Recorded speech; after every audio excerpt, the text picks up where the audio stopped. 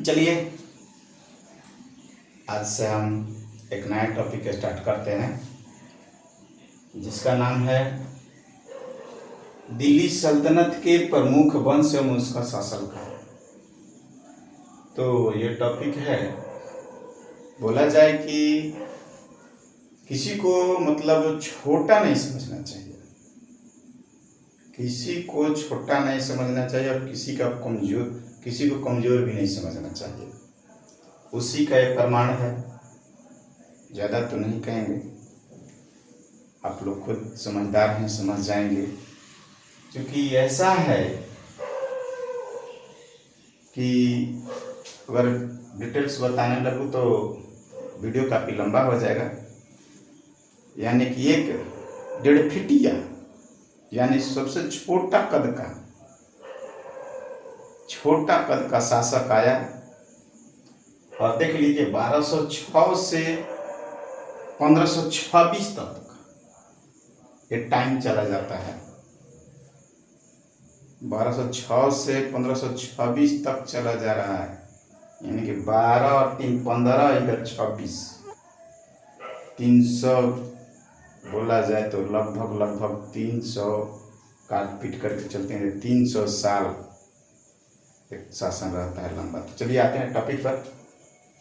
बीच बीच में कभी कमेंट आएगा तो मैं उसको डिटेल से दे दूंगा। तो इस दिल्ली सल्तनत के प्रमुख वंश एवं उनका शासनकाल, तो ये मेरा ट्रिक है गुल खिलातु सैयद लोदी, जिसका है गुल से गुलाम वंश, खिला से खिलजी वंश, तू से तुगलक वंश और सैयद से सैयद वंश और लोदी से लोदी वंश।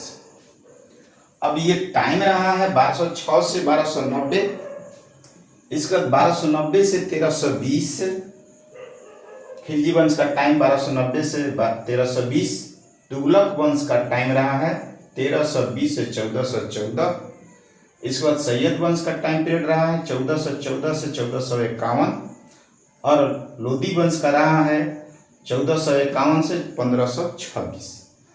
अब इसके कौन कौन हुए? गुलाम वंश का संस्थापक हुआ कुतुबुद्दीन ऐबक। इसके बाद खिलजी वंश का संस्थापक रहता है जलालुद्दीन फिरोज खिलजी और तुगलक वंश का शासक रहा है संस्थापक गयासुद्दीन तुगलक और सैयद वंश का खिजर खां और लोदी वंश का बहलोल लोदी। याद करने के लिए बकलोल लोदी भी हम लोग कह देते हैं, क्योंकि थोड़ा सा कमेंट यानी कि फनी लगा जाए तो बच्चा लोग भूलता नहीं है।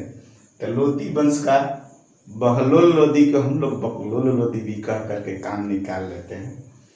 तो ये रहा। अब टॉपिक वाइज चलते हैं। अपना टॉपिक जो होगा गुलाम वंश से स्टार्ट करते हैं, गुलाम वंश लेकर के चलते हैं धीरे धीरे, यानी कि बोला जाए तो हिस्ट्री यानी जनरल नॉलेज के पार्ट में पहले हिस्ट्री लेकर के चल रहे हैं, जिससे कि इसको हम 2 भाग में बांटे हैं, एक प्राचीन इतिहास, एक मध्यकालीन इतिहास। और टाइम जरूरत होगा तो आगे भी इस प्रकार से छोटा बांट के कम से कम टाइम आपका जाया हो उसको हम लेकर के चलेंगे। Thank you.